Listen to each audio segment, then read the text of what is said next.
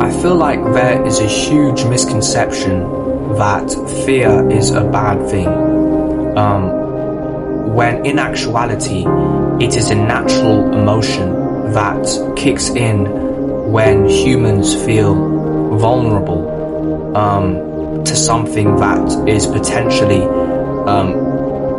going to happen in a catastrophic way, and a lot of the time we deem fear as cowardly, as pathetic, when fear can actually be very useful in many situations. Like, for example, knowing when to back down, knowing when to lay back, when to judge a situation in a mature manner.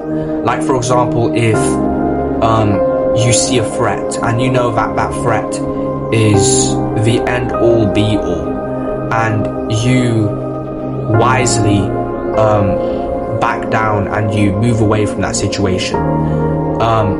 Fear is a very useful emotion in the sense that it allows you to think more cautiously, and God is not going to condemn you as a believer in Him for succumbing to this specific emotion. He only condemns you when you allow it to define who you are, when you allow it to dictate how you live your life, when you cower in it.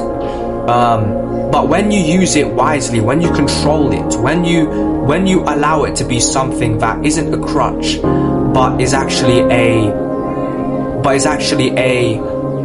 vehicle you can use to evade danger, and to also evade unrighteous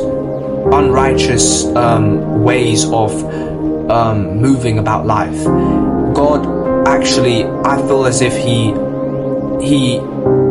like, for example, even King David had a sense of fear because he was going into an unknown land, and the king there did not like him, and he overheard the king say something out of spite about him, and he acted insane. He acted just completely insane to evade that danger.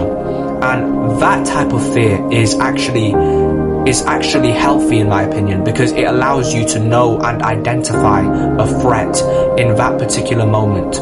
So this message is to Christians who genuinely find themselves conflicted when it comes to their perception overall of fear.